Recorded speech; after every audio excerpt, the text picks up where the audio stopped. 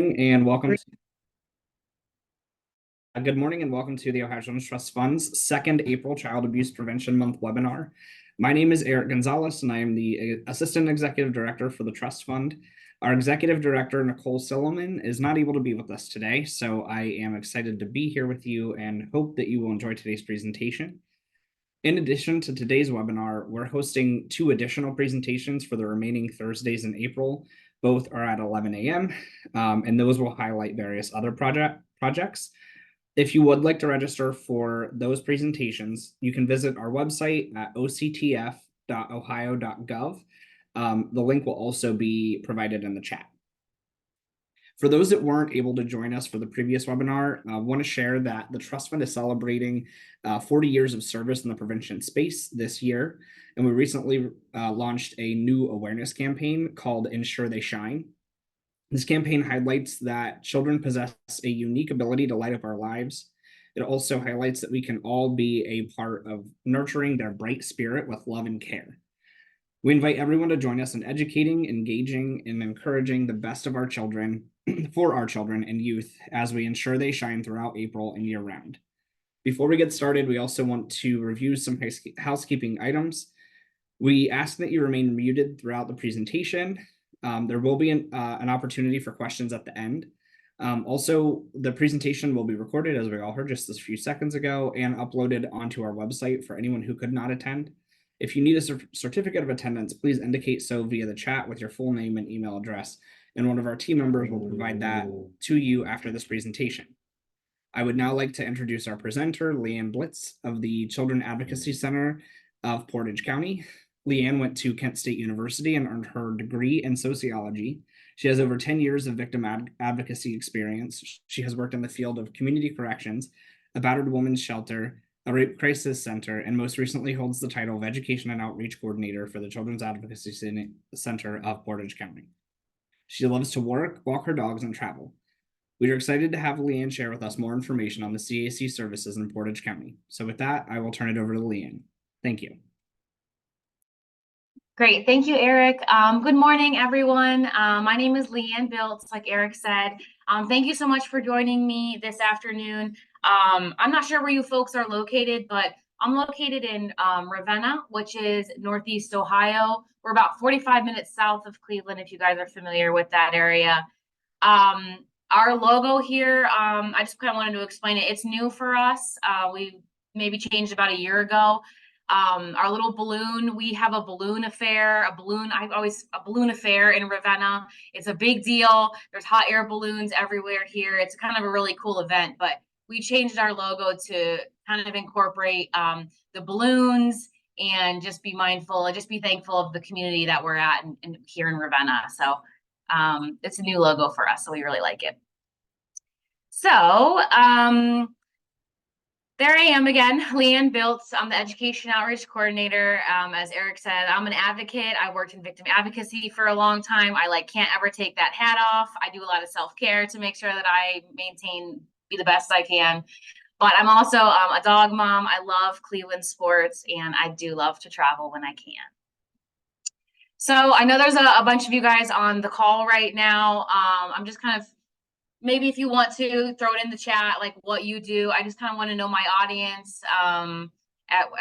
Are you victim advocacy? Are you law enforcement, nurses, forensic interviewers? Just curious. And maybe I'll get a chance to glance at those. But we won't do introductions today. I won't get to know all of you guys, unfortunately. But we are going to talk a little bit about our mission, the services at the CAC here in Portage County, our prevention programming, talk about our social media and pinwheels for prevention that we're right in the middle of during April. As you guys all know, April is Child Abuse Awareness Month. Hopefully yesterday you were able to take some pictures with your team. Yesterday was Wear Blue Day. I know in our county, a lot of folks were posting and sharing, and it's been great. So we do a lot of stuff with pinwheels. And then just talking about keys to education and outreach, specifically in Portage County, what that looks like, and a little bit about our demographics as well. So I'm just going to take a quick peek where you guys are at. Northwest Ohio, Columbus, very cool. United Way, we work with them a lot. Awesome. Cool. Thanks, guys. All right. So our mission at the CAC is really to improve our community's response to child abuse and neglect, but also lessen that negative impact that it has on kiddos and their families. We see kids here who suffer sexual violence, physical violence, human trafficking, sextortion, and witness to violence. And all of that is trauma, right? And we view that as boulders, really, that kids carry around on their backs. It's very heavy, it weighs them down. They kind of go through life with this trauma on their back. And here at the CAC, what we want to do is really chip away at that trauma so that it's no longer a boulder. Maybe it's just a pebble now that fits in their pocket. It's not weighing them down. We can't make that trauma go away, but now it's just more, bearable for them, I guess. So that's really our mission. We kind of are boulder crushers here. A little bit about us. So we are located in university hospitals in a donated space right here in Ravenna. So university hospitals is wonderful to us. But we've been operating since 1998. All of our services are free. So we never want to give our families a bill, right? Like after this horrible thing has happened to your child, now you have this bill to pay. That's more stressful. We never want to provide a bill for our family. So all of our services are absolutely free. We facilitate the multidisciplinary team approach, which we'll talk about in the next coming slides. We are nationally accredited by National Children's Alliance. All of our programming is evidence-based with a very rigorous evaluation process that we do as well. And overall, we've served about 3,000 kiddos.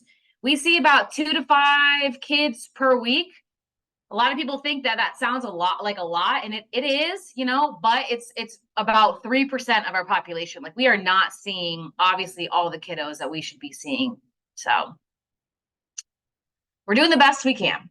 So without CACs, prior to CACs, if you look at that infographic, when kids disclosed abuse, families would have to find, medical, prosecution, law enforcement, victim advocacy, mental health, all on their own. But with the CACs, all of those people come to us. So we are really a one-stop shop here in Portage County. And the MDT, the multidisciplinary team, are all those folks coming together. They meet monthly. They go over case reviews. They identify any gaps that we have. It just really helps us build strong community collaborations between our agencies in Portage County. We don't want to be siloed. We all want to know what each other are doing. So real quickly, I'll just talk about the forensic interview. Usually children disclose, we find through teachers, counselors, law enforcement, and they get looped in with us through JFS in our county. We bring them in for the forensic interview with kind of all those major players. And the interview really is, we let the kiddo know that's being recorded, and it's really to elicit their unique information about what happened to them. Right? Like we know why they're there. We have a general idea of why they're here, but we don't want to coach them. We don't want to say, hey, we know, this happened to you. Tell me more about that. That doesn't look great for prosecution. We want the kid to, tell us their unique information. Sometimes they disclose, sometimes they don't, as we all know. But it's conducted in a very supportive, like that non-leading manner. Our nurse has a lot of training to be able to do this. She's wonderful. And I worked in Summit County before at their care center, and their nurse did the interview, their social worker did the interview, but the nurse did the forensic medical exam. Our nurse does both, actually. She does the forensic interview and she does the medical exam. We find that to be really beneficial because she's already built rapport with them. The kiddo doesn't have to meet another person for the medical exam. They just kind of go right one to the other. The interview should be remotely observed by JFS, by law enforcement. They come into our office and it's kind of like live streamed to them. As we know, sometimes kids don't have the words to disclose, but their body language says so much. So after the forensic interview, we ask them if they'd like a medical exam. We're all about consent. So if kids say no, we don't force them to have a medical exam. If they say yes, it's really there to collect any evidence, document any trauma. She can treat for STIs, pregnancies, things like that. But really, it's just a head to toe for the kid. Like, hey, you look okay. Your body looks okay. It's kind of reassuring for the kid and the family members. Very similar to a pediatrician's checkup. If there is any bruises, swelling, rashes, anything of concern, she does have a special instrument called a colposcope. It's pretty much just like a super zoomy in camera. So it's very non-invasive. Nothing is going inside. We have advocates here at the CAC, really providing holistic wraparound services for the families. We provide education for them. They sit in on the initial interview and the medical exam. We go to court with them and provide court advocacy. But we also provide any resources and referrals. Portage County is a little bit of, I wouldn't say a food desert, but there are some food insecurities in our county. We're a very rural county. I think we're about 88% rural. We have a couple big cities, but it's a lot of townships, a lot of villages. So we are really working on getting some grocery bags of non-perishable foods for our families to take on their way out. But we just provide support for them, as you guys know, very trauma informed. Whatever the families want, we kind of meet them where they're at. Okay, so that was basically just our services and our mission here at the CAC, and now we'll talk more about our programming. So I offer 3 types of programming. There's a human trafficking 101, the child abuse, the We Can Be Heroes prevention presentation, and a sextortion. So we'll talk about all 3 of those. Human trafficking 101 is something that I'm very passionate about. I've seen it in the battered women's shelter throughout my time at the Rape Crisis Center. I've responded to hospital calls for human trafficking survivors. So I'm out here educating anyone, law enforcement, teachers, parents, foster families about human trafficking. In our county, actually in our state of Ohio, familial trafficking is the #1. That's what we're seeing the most. And often that looks like families, mostly mothers, trafficking out their children, often for rent or for drugs. So that's happening a lot in our counties in Ohio. But our Human Trafficking 101 is about an hour-long presentation. In 2013, we presented to 215 individuals, surpassing our goal.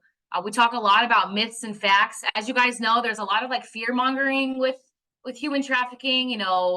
I've heard fentanyl on toilet seats. I've heard zip ties around your what is that? Your mirror in your car. There's a lot of myths going around about human trafficking. So I like to kind of hit it hard with those myths and facts, starting from the beginning. We talk a lot about terminology, some outdated terms, child prostitute, sex slave. We talk a lot about that. And then the ACEs that we go into, adverse childhood experiences, and human trafficking survivors and what they experience in their childhood that will make them more likely to be a survivor of human trafficking. We talk about different types of human trafficking, sex trafficking, family, sextortion, pimp controlled, survival sex. We touch on all of those. And lastly, a couple of things, but how to respond to a survivor. Human trafficking, if you guys haven't worked with human trafficking survivors, it is a unique situation. It is a lot of gut check moments, like, this doesn't seem right. I don't know how to start this conversation. Something just isn't adding up or making sense. So we talk a lot about how to respond, what questions to ask. Mirroring survivors' language is really important. If she calls her boyfriend, mirroring that language and not calling her boyfriend her pimp, she will shut down. But we also have some local resources here in Portage County, which we'll talk about in the next slide. So let me go to that next slide. So our local resources here in Portage County, about 2 years ago, we started the Portage County Anti-Human Trafficking Coalition. And that picture right there are members of our coalition, a couple of us. We have pretty good regular attendance, I would say 40 people. We have Children's Advantage in that picture, juvenile court, the SANE nurse at the UH hospitals, Kent City Health Department's in that picture. And then the Attorney General's the tall guy right in the middle. He's very passionate about ending human trafficking. So I was pretty proud of our little coalition to show up at CSU last year for an event. But we do have regular attendance. Like I said, we've had a lot of recent successes. People have been reaching out and saying, hey, I have this survivor in Cincinnati and I need to get her back to Portage County. What do I do? What are the resources? We've had some kiddos come through juvenile court that had some red flags with human trafficking, and they called us and we got them hooked up with some local resources. We work with the Summit Regional Task Force, who also covers Portage County. They respond 24/7 with law enforcement and an advocate. So a lot of people are reaching out, kind of getting some ground, some traction with our coalition. So that's wonderful. Again, we don't want to be siloed in Portage County. Often we are. But through the Human Trafficking Coalition, we have created the matrix and a coordinated response, which I'll show you what those look like next slides here. So our matrix is about 6 pages. This is just the first page. What I did was brought all of our regular attendance people and I said, what do you do for human trafficking survivors? And how can we classify you? Like, what are categories that you fit into? So it's like this is like a quick reference sheet for law enforcement, for JFS, for anyone who might run into a human trafficking survivor. So we have the hotlines, case management, we have victim advocacy, we have trauma services, we have residential, short-term and long-term, emergency services. And like I said, it's 6 pages long. So people can kind of flip through and get a real quick look at what they do, an email, a phone number, who they serve, and the hours of operation. So after this matrix was created, we created a coordinated response. This is 2 pages long. Basically, how is the survivor identified? And then what do we do next? What are the next steps? Again, just some resources down there. And the next page just kind of takes them back to the matrix of like, here are the categories. Like if you need long-term housing, go back to the long-term housing and look at who provides that. So I've gotten great response from this. It seems to be going well. So really kind of proud of this. And it's always changing, right? This isn't set in stone. Okay, so human trafficking is one of our presentations. We also we do a lot of child abuse prevention and mandated reporting training. So this is our We Can Be Heroes presentation, and in 2023, we hit 417 participants. I do a lot with school districts, law enforcement, coaches, again, foster families. We do a lot in the county. Anybody that wants us to come do this presentation, it's free. And all schools are mandated to have mandated reporting training. So we offer that to schools on in-service days and things like that. Again, we talk about the ACEs, those adverse childhood experiences, trauma-informed care. We teach a lot about how to be an active bystander and what that looks like and the 3 steps of that. Identifying the problem, setting a limit, and then moving on so that we make sure that adults are there to protect kids, that they have the tools, that they can identify something that isn't right and intervene, step in, be a hero for that kid and move on, remove the kid from that situation and hopefully, making those calls to their local JFS. I give about 2 or 3 scenarios for professionals or parents to work through regarding being an active bystander. And I let them work through that and practice, saying those things. Because sometimes, as we know, we don't step up. We think somebody else will take care of it. This is not my business. Somebody else will call. And sometimes that's not the case. So I really implore adults to be there for kids and stick up for them when they need it. We also talk about the darkest to light, or the stewards of children, the 5 steps to keeping children safe. We talk a lot about this. I teach a lot about the facts. Again, there's a little bit of some myths happening with child abuse, but we talk about the facts, who's likely to be those perpetrators. It's no longer, that stranger danger theory. It's often that trusted adult that you've let into your home, as we know.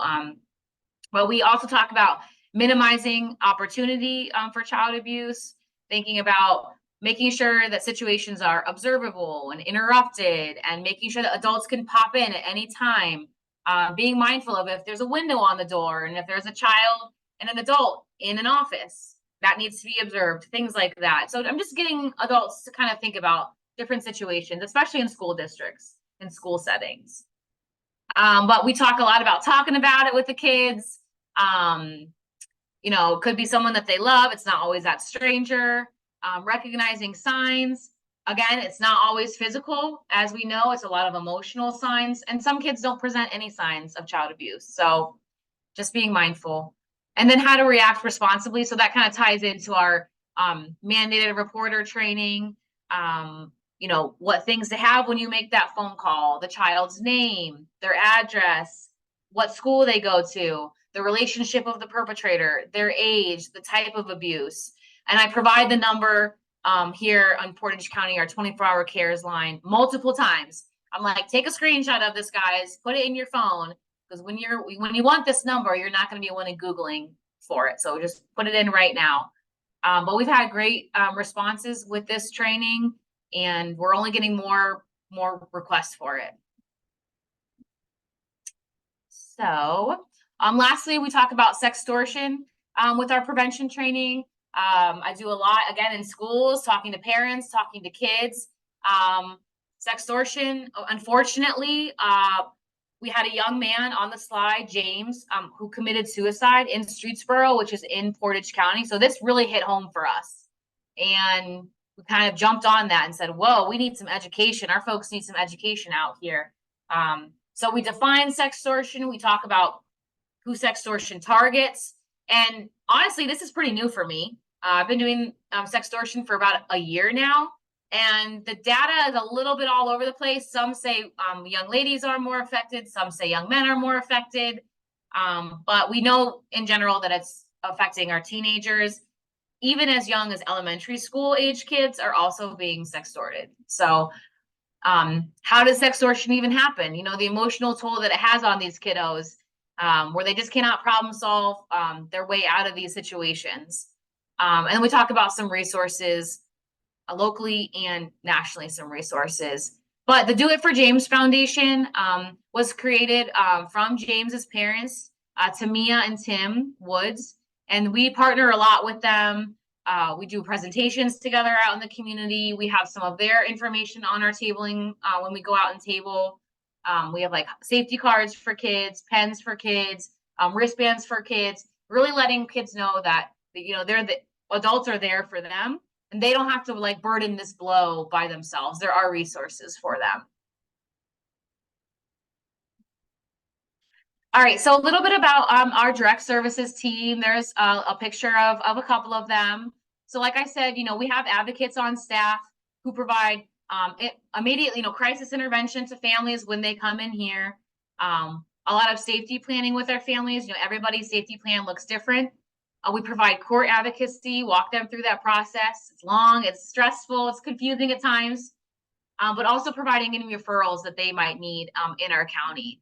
And that's another reason why I think our prevention department is so important, because we are really out there learning about different referrals, resources, and bringing it back to our advocates to make sure that we're all on the same page. And again, we're letting our families know what is available in Portage County, because a lot of them are very rural, and they don't really have transportation.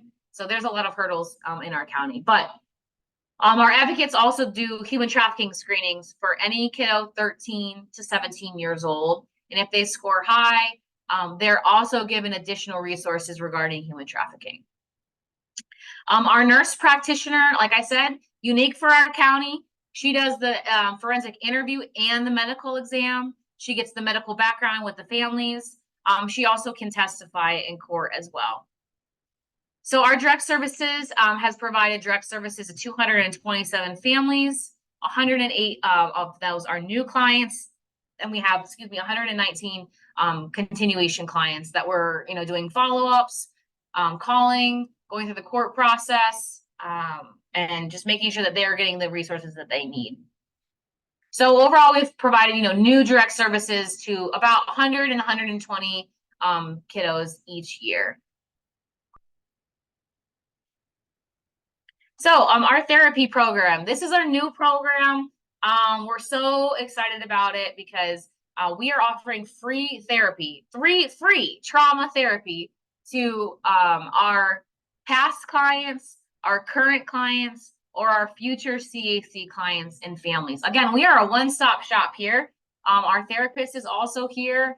She's wonderful, and she's getting up and running. Once people have found out about this trauma therapy, free trauma therapy, they want to get their kids in. So she is becoming very, very busy. But again, our therapy is all evidence-based. You know, she can see physical abuse, sexual abuse, any community violence, domestic violence issues, witnessing a crime, problematic sexual behavior, or high levels of conflict in the household. So we're excited about this program. Samantha is our lead therapist, and we're excited to see where that goes. All right, so social media. We at the CAC, I have a small team that runs social media, and by no means I am a social media person. My degree is in sociology and victim advocacy, and I kind of I'm learning as I go. But it's so important these days. That is really, a lot of people are on social media, right? That's how they learn about your programs and your services and what you're doing, where we're out in the community. So it's really important to have a nice, solid footprint out in the social media world. So we post weekly, sometimes multiple times a day. We post about human trafficking. We post a lot about our community resources, sharing our community resources, sharing our partners, tagging them. We share child sexual abuse material information, or CSAM, and do a lot of diversity, equity, inclusion things as well in Portage County. And it's just in most of our pictures, most of our posts that do really well have people in them. They want to see us. They want to see staff members. They want to see us out in the community. They want to see us tabling. So those probably get our most hits on social media of actual people in our posts. We create, a quick story when we're out in the community. They last 24 hours, so they do go away. It's not like a regular post that will be on your page permanently. A story goes away within 24 hours. But again, people click through those stories, right? They click through them. They want to know things quick. So if we're out and about in the tabling, out and about in the community doing a tabling, we'll post a quick story. Hey, we're out here. Come see us. And hopefully we'll get some folks coming out. But we're always big about, I call it like multi-tier posting, or like dual functionality posting. If we post about a fundraiser that we have, we also want to let people know how they get involved in the fundraiser, right? Like, hey, we have this fundraiser going on. If you want to create a team, if you want to sponsor, if you want to donate, here's our email, here's our phone number, give us a call. So it's always like the main idea plus also how to get involved. Oops, I lost my mouse for a sec. There you are. All right, so April, child abuse prevention, right? Talked about it a little bit in the beginning. In our top picture there, we created new banners for our county. Just streamlined them, kind of hopefully made them bigger, so people can see them from the side of the road. A lot of our community partners, Portage Metropolitan Housing, Job and Family Services. We had a daycare this year post, plant pinwheels, a church in Manaway, very rural. They always post pinwheels or plant pinwheels for us. So we work hand in hand with Job and Family Services on this project. We go around the county, we take pictures, providing pinwheels for folks if they need them, providing the banner for folks if they need them, and always having that CARES line, the 24-hour reporting CARES line on the banners. So my team, we coordinate a lot of the pinwheel planning. We go out to locations, we take pictures, really helping people with whatever they need. And there's always an appropriate hashtag for the year that we want to use. So again, we can kind of gain traction with that. Looking at my time. All right, so our fundraiser is actually coming up April 27th at the end of this month. It's our 25th annual Bull Against Abuse. We raised $30,000 last year, so we're pretty proud of that. I think we're doing pretty good. Our 11 a.m. time slot is full. I think our 3 p.m. time slot is getting full. So we have had such a great turnout. We have law enforcement, we have judges, we have county commissioners, we have prosecution, we have fire, we have police. Excuse me, the hospital shows up for us. It's really fun. We have the teams, there's raffles. We're doing a lot of awareness this year, like answering questions about prevention, answering questions about child abuse, and they get a prize, things like that. So this year we started using an online platform. Before we were all like pencil and paper, sending checks through the mail. But I created the website, or like the platform, I guess, through our donor point, for people to have a QR code to scan to register their team, and it's going really well. And once people register their team, they actually get a unique QR code that they can share and distribute to their friends and family, and they can scan and they can collect donations specifically for that team, for their unique, URL, for their unique QR code. So I've gotten pretty good responses. We'll probably continue to do that. It sends automated thank you emails. It sends reminders. It puts it in your calendar. So I'm a big calendar person. If it's not in my calendar, I will forget. So I appreciate that feature. We also created a Facebook event for the fundraiser. Excuse me. And we also do a lot of thanking sponsors, highlighting teams on social media. As you can see, we do thank yous, personal thank yous for their different sponsorship levels. We also share the QR code, and just letting people know, hey, if you want to donate to Jill's team, here's the QR code. It's really easy right here.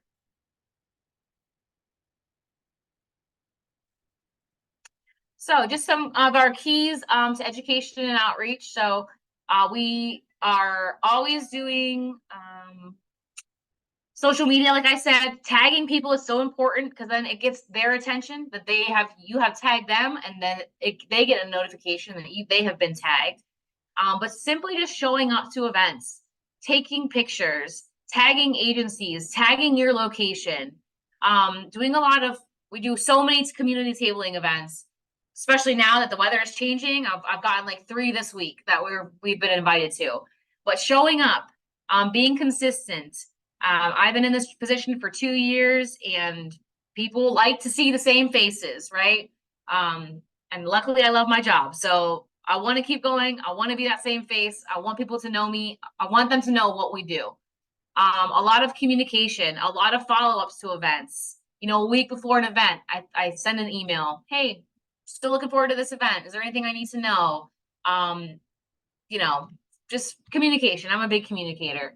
Creating relationships goes along with that. So, in 2023, we attended 23 awareness events, and there was only 2 of us.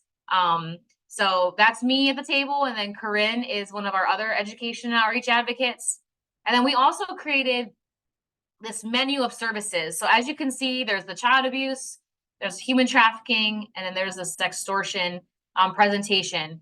I kind of view those as like a menu that people can take off the table. So they're on an 8.5 by 11 piece of paper, but we cut them in half so that there's 2 of them.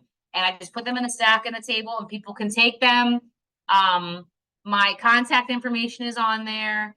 Sometimes we have sign-up events, or sometimes we have sign-ups on the tables. If people are interested in a tabling event or a presentation, they can throw their email down there, and I'll follow up with them. So those menu of services has been really beneficial for us. Quick take, all the information is on there. My contact is in there, and it's been great. So, prevention is the name of our game here. We do, again, that mandated reporter training is mandatory for schools. So that's a really good in. And all of our trainings are free. So I will literally go out to anyone at any time. I do churches, I do law enforcement, I do roll calls. I'm just so passionate about getting this information out there. So so perfect. I was being a little bit mindful of my time. I think I went a little bit over, but Jasmine or Renee, if you want to see if there's any questions or anything else I need to do, but there's our just general contact information as well. I can share my information if you guys would like. If you have any questions, please let me know. But thank you so much for your time, and I'm willing to answer any questions you have. Thank you, Leanne. Yeah, like she mentioned at this time, if anyone has any questions, feel free to either put them in the chat or come off mute.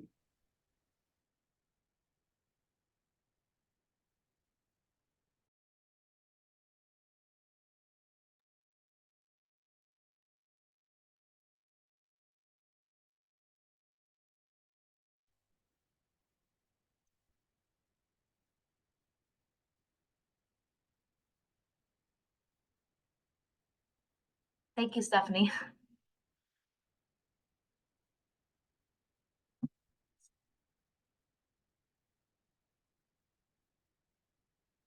Thank you. Thank you, Ashley.